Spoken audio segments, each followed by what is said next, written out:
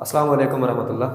My name is Mohammad हारून। बेटा, जैसा कि हमने स्टार्ट किया हुआ था फाइलम नाइडेरिया, और आज जो हमारे लास्ट टॉपिक है, इस पर हमारा लास्ट लेक्चर होगा फाइलम नाइडेरिया पर, और इसमें हमने फाइलम नाइडेरिया को कंप्लीट करना है। उसके बाद हम इंशाल्लाह फाइलम जो है हमारा टीनोफोरा वैसे स्टार्ट होता है, लेकिन हमने प्लेटीहेल्मिन्थेस अपने सिलेबस के अकॉर्डिंग चलना है। तो हमारा आज का लेक्चर है other maintenance function in cnidarians.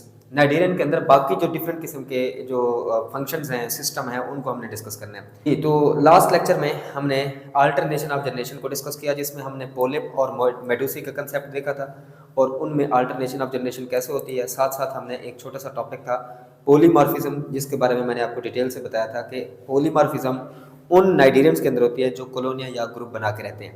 Clear हो गया? तो ये हमारे लेक्चर ऑलरेडी हो चुके हैं। नेक्स्ट वन, आज का हमारा लेक्चर है मेंटेनेंस फंक्शन इन नाइडेरियंस, और उसमें हम डिफरेंट किस्म के गैसेस एक्सचेंज, स्केलेटन, रिप्रोडक्शन और नर्वस सिस्टम और मूवमेंट ऑलरेडी हो चुकी है, लेकिन बहरहाल उसको भी थोड़ा बहुत टच देंगे ताकि हमारे जितने भी की कंसेप्ट हैं वो हमारे क्लियर हो जाए। तो सबसे पहले है गैसेस एक्सचेंज, कि गैसों का तबादला कैसे होते हैं, यानी कि इनटेक ऑफ ऑक्सीजन और रिमूवल ऑफ कार्बन डाइऑक्साइड, वो किस हिसाब से होता है। बेटा याद रखें, इनके अंदर जनरल बॉडी सरफेस है, ठीक है, जनरल बॉडी सरफेस, इससे गैसों का तबादला ऑलरेडी हो जाता है, ठीक है, क्योंकि हमने पढ़ा हुआ है इनकी जो बॉडी है, इनके अंदर क्या मौजूद होती है, गैस्ट्रोवेस्कुलर कैविटी होती है। गैस्ट्रोवेस्कुलर कैविटी वही आगे फर्दर क्या करती है, यहाँ पर गैस्ट्रो फूड की डाइजेशन भी हो रही है, और वेस्क्यूलर ब्लड वेस्कुलर सिस्टम होता है, यानी कि ब्लड वेस्कुलर सिस्टम क्या है, यही ब्लड और खून की नालियाँ और हार्ट वाला निज़ाम है जो क्या करता है, फूड वगैरह हो गई और गैसेस वगैरह हो गई, इन सब को क्या करता है, पूरी बॉडी के अंदर भेजता है। इनके अंदर ऐसा कोई प्रॉपर निज़ाम तो नहीं है ब्लड वगैरह। बहरहाल इनमें एक कैविटी होती है जिसके अंदर गैसों का तबादला भी हो रहा होता है, फूड डिस्ट्रीब्यूशन भी हो रही होती है और खुराक की डाइजेशन भी हो रही होती है। इसको हम गैस्ट्रोवेस्कुलर कैविटी कहते हैं। उसी गैस्ट्रोवेस्कुलर कैविटी की वजह से इनमें गैसेस एक्सचेंज भी होता है, ठीक है। जरा हम देखते हैं कि ये है क्या चीज़। देखिए, हमने हमारे पास सिंपल एक स्केच हम बनाते हैं हाइड्रा का। हाइड्रा की बॉडी के बारे में पढ़ा है, दो वॉल्स होती हैं, वो तो हम जनरल बॉडी सरफेस में हमने पढ़ लिया। यहाँ पर जैसे ही वो वाटर इनकी बॉडी के अंदर एंटर होता है, ठीक है, इनकी बॉडी के अंदर ये एंटर होगा, फूड भी उसी के जरिए आएगी, फूड को डाइजेस्ट भी किया जाएगा और इसी वाटर से ऑक्सीजन इनकी सरफेस को मिल जाएगी, ठीक है। और जो बाहर वाली सरफेस है, दो लेयर्स होती है ना, ये मैं इसको इस तरह, ये डिप्लोब्लास्टिक होते हैं, इनकी दो लेयर्स होती हैं। ये जो बाहर वाली एपिडर्मिस है ना, ये सराउंडिंग वाटर से क्या करेगी, ऑक्सीजन को इनटेक करेंगे, ठीक है। ये ऑक्सीजन इनटेक होगी और कार्बन डाइऑक्साइड को एपिडर्मिस बाहर निकाल देगी। तो ये जो गैसेस एक्सचेंज हुआ है, ये बाहर वाले सराउंडिंग वाटर और एपिडर्मिस के दरमियान हुआ है।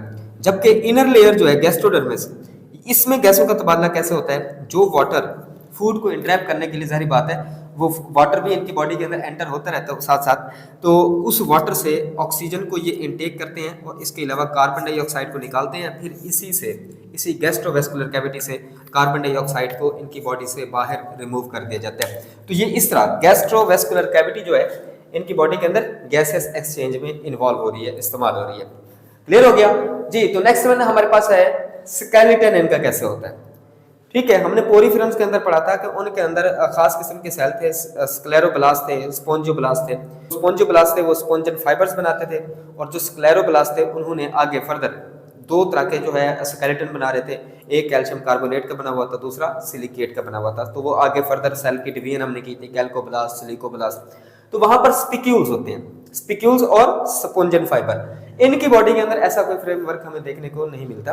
अलबत्ता जो हमारे पास कोरल्स हैं, कोरल्स, ठीक है, इनके अंदर कैल्शियम कार्बोनेट का बाहर का स्केलेटन होता है। वाहिद ही हमारे पास कोरल्स हैं, कोरल्स भी इनके ग्रुप्स हैं, ठीक है।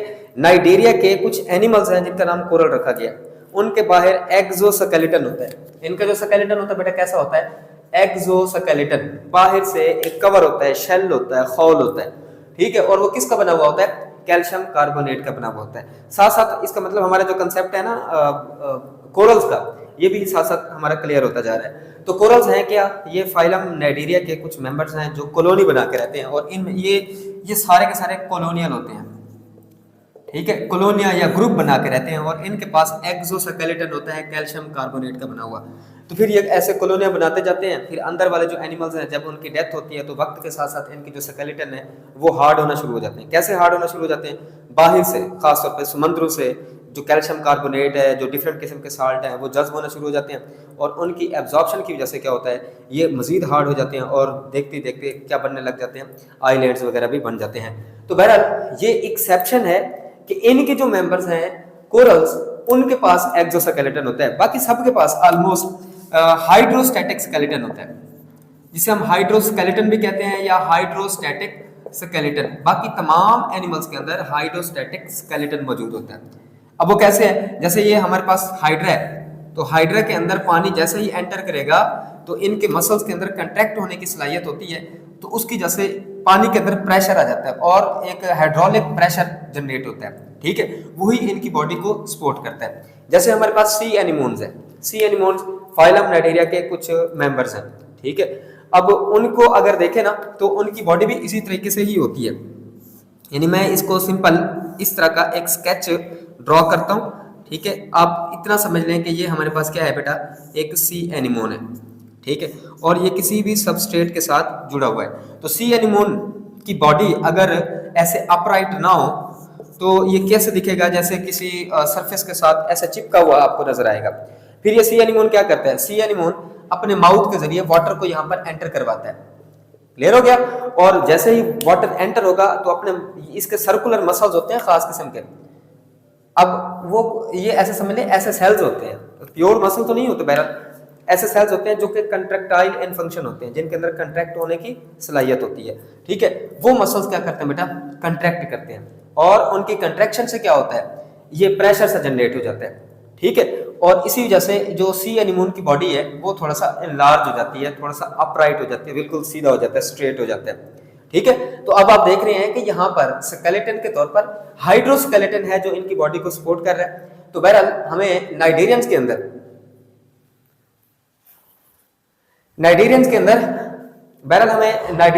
दो तरह के स्केलेटन नजर आते हैं, एक्सोस्केलेटन भी। जी, तो हमारे पास नेक्स्ट वन है रिप्रोडक्शन, कि ये अपनी तादाद कैसे बढ़ाते हैं। इसका कुछ हद तक कंसेप्ट हमने लास्ट लेक्चर में पढ़ा था जब हमने अल्टरनेशन ऑफ जनरेशन के बारे में डिस्कस किया था। तो आज जरा हम इसको डिटेल से देख लेते हैं कि इनमें रिप्रोडक्शन कैसे होती है। बेटा दो तरह के इनके अंदर रिप्रोडक्शन होती है, ए सेक्सुअल रिप्रोडक्शन भी हो सकती है और सेक्सुअल भी। ए सेक्सुअल रिप्रोडक्शन में यहाँ पर जो प्रोसेस हमें देखने को मिलता है वो बडिंग का प्रोसेस है, बड बनते हैं। और हमने देखा था जब पोलिप से मेडूसी बनाए, पोलिप से बेटा आगे मेडूसी बनाए, तो उस दौरान क्या हुआ था, पोलिप के ऊपर बड बनती है, बड बनती है और वही बड आगे किस स्टेज में तब्दील हो जाती है, मेडूसा स्टेज में तब्दील हो जाती है। ऑलरेडी हमारे लास्ट लेक्चर में डिस्कस हो चुका है जिसमें हमने देखा था पोलिप किस में कन्वर्ट हो रहा है, मेडूसी के अंदर कन्वर्ट हो रहा है, किसके जरिए, बडिंग के जरिए। और बडिंग का प्रोसेस क्या है, एक एसेक्सुअल रिप्रोडक्शन की टाइप है। अच्छा, उसके बाद ये सेक्सुअल रिप्रोडक्शन के जरिए भी अपनी तादाद बढ़ाते हैं, अपनी नस्ल बढ़ाते हैं। सेक्सुअल रिप्रोडक्शन में आपको पता है गैमीट फॉर्मेशन होती है। इसमें मेल गैमीट भी बनते हैं, मेल गैमीट जिनको हम क्या कहते हैं बेटा, स्पर्म कहते हैं। और इसके अलावा फीमेल गैमीट भी बनते हैं जिनको क्या कहा जाता है, एग वगैरह कहा जाता है। तो ये इनमें एग और स्पर्म बनेंगे। एग और स्पर्म की फर्टिलाइजेशन से आगे क्या बनता है बेटा, जाइगोट। और जाइगोट डायरेक्ट अडल्ट में तब्दील नहीं होता, ये आप लोगों ने बात याद रखनी है। यहाँ पर जाइगोट अडल्ट में डायरेक्ट तब्दील नहीं होता, क्योंकि पिछले फाइलम पोरिफेरा में भी हमने देखा था डिफरेंट किस्म के लार्वा बनते हैं, इनके अंदर भी लार्वा बनते हैं। लेकिन इनके लार्वा को क्या कहा जाता है, इनके लार्वा को प्लेन्यूलर लार्वा कहा जाता है, प्लेन्यूला भी कहा जाता है। क्लियर हो गया? तो ये आप लोगों ने ऑब्जेक्टिव के लिए याद रखना है कि जो हमारे पास नाइडेरियंस हैं इनके अंदर जो लार्वा बनता है वो कौन सा है, प्लेन्यूलर लार्वा या प्लेन्यूलर लार्वा भी हम उसे कहते हैं। फिर डेवलपमेंट का प्रोसेस कैसा होगा, डेवलपमेंट हम इसे कहते हैं इनडायरेक्ट। इनडायरेक्ट किसे कहते हैं कि जिसमें जो जाइगोट है डायरेक्ट अडल्ट में तब्दील ना हो, बल्कि इनडायरेक्टली एक दरमियान में स्टेज है जिसको हम लार्वल स्टेज कहते हैं। क्योंकि इनमें वो लार्वल स्टेज आ रही है तो डेवलपमेंट इनडायरेक्ट होगी। डायरेक्ट होती तो उसमें जाइगोट डायरेक्ट अडल्ट में तब्दील होता, लेकिन यहाँ पर इनडायरेक्टली पहले लार्वा बनता है फिर अडल्ट बनता है, तो इसे हम कहेंगे डेवलपमेंट क्या है बेटा, इनडायरेक्ट है। ये आप लोगों ने बात याद रखनी है। तो रिप्रोडक्शन दो तरह की, एसेक्सुअल के जरिए अगर वो रिप्रोड्यूस करेंगे तो बढ़ेंगे, के प्रोसेस है। और कब हमने देखा था, जब पोलिप से मेडूसी बना था। और फिर सेक्सुअल रिप्रोडक्शन है, फिर सेक्सुअल रिप्रोडक्शन में मेल और फीमेल के जो गैमेट्स हैं उनका आपस में फर्टिलाइजेशन होती है, लार्वा बनते हैं। और ये भी याद रखना है, ये स्टेज आपको कब हमें देखने को मिलती है, जब मेडूसी स्टेज से आगे क्या बनता है, पोलिप बनता है। ये भी आपने ऑब्जेक्टिव के लिए याद रखना है। सेक्सुअल स्टेज हमें कहाँ देखने को मिलती है, जब मेडूसी से आगे क्या बनते हैं, पोलिप। कल के लेक्चर में, खास तौर पे लास्ट लेक्चर के अंदर हमने देखा था कि मेल मेडूसी भी होते हैं, फीमेल मेडूसी भी होते हैं। मेल मेडूसी वो हैं जिनके अंदर स्पर्म बन रहे हैं और फीमेल के अंदर एग बन रहे हैं। तो ये आप लोगों ने बात याद रखनी है। फिर उसके बाद लार्वा जो पहले न्यूलर लार्वा था, इसके बारे में देखा था, किसी सबस्ट्रेट के साथ जुड़ा है और उसके बाद इरेक्ट पोजीशन, बिल्कुल सीधी पोजीशन में आ गया था और उसने क्या बनाया था, पोलिप बना दिया था। तो नेक्स्ट में है हमारे पास नर्वस सिस्टम, के नाइडेरियन के अंदर नर्वस सिस्टम कैसा होता है बेटा। इनके अंदर नर्वस सिस्टम प्रॉपर तो नहीं है, क्योंकि इनमें ऑर्गन नहीं होता, क्योंकि इनमें क्या होता है बेटा, टिश्यू मौजूद होते हैं, नो ऑर्गन, इनमें कोई ऑर्गन मौजूद नहीं है। तो इसलिए नर्वस सिस्टम तो होगा ही एब्सेंट, इनमें नर्वस सिस्टम क्या होगा, एब्सेंट होगा। हाँ, अलबत्ता ये कह सकते हैं कि इनमें नर्व सेल मौजूद है। ये आप लोगों ने बात याद रखनी है बेटा, इनके अंदर नर्व सेल मौजूद हैं। फाइलम पोरीफेरा के अंदर कोई नर्व सेल मौजूद नहीं है। नर्व सेल, ये न्यूरॉन की बात करें तो ये न्यूरॉन दो तरह के होते हैं बेटा, ये आप लोग याद रखें इसको। न्यूरॉन, पोलर न्यूरॉन भी होते हैं, पोलर, और इसके अलावा नॉन पोलर न्यूरॉन भी होते हैं। पोलर न्यूरॉन और नॉन पोलर न्यूरॉन, इनके अंदर जो न्यूरॉन मौजूद है उनको कहते हैं non polar neuron. Non polar neuron होते हैं। अब वो कौन से होते हैं वो जरा हम देखते हैं बेटा। देखो, न्यूरॉन की अगर हम इस तरह स्ट्रक्चर वगैरह ड्रॉ करें ना, तो हमें पता है न्यूरॉन से आगे कुछ बड़े हुए हिस्से निकलते हैं और कुछ बारीक यहाँ से धागे निकल रहे होते हैं। न्यूरॉन का ये जो सेंट्रल डिस्क की तरह की स्ट्रक्चर है, जिसके अंदर साइटोप्लाज्म और न्यूक्लियस वगैरह मौजूद होते हैं, इसको कहते हैं सेल बॉडी। ये है बेटा सेल बॉडी। और इसके अलावा ये जो धागे हैं जो सेल बॉडी की तरफ आगे नर्व इंपल्स को लेकर आ रहे हैं, इनको कहते हैं हम क्या बेटा, डेंड्रॉइड्स। डेंड्रॉइड्स कहते हैं। और इसके अलावा जो लार्ज पार्ट है, ये बड़ा सा हिस्सा है जो आगे सेल बॉडी से आगे नर्व इंपल्स को लेकर जा रहा है, इसको हम कहते हैं एक्सॉन। ठीक है, तो ये ऐसे ऐसे न्यूरॉन कहलाते हैं। ये पोलर न्यूरॉन है। पोलर क्यों है भाई, दो पोल्स हैं, एक साइड से नर्व इंपल्स आ रही है, दूसरी साइड से जा रही है, अपोजिट पोल है, इसलिए पोलर न्यूरॉन कहते हैं। लेकिन अगर हम बात करें नाइडेरियंस की, इनके अंदर पोलर न्यूरॉन आपको नजर नहीं आएंगे, नॉन पोलर न्यूरॉन नजर आएंगे जी। इनके अंदर कोई डेंड्रॉइड और कोई एक्सॉन नहीं होते।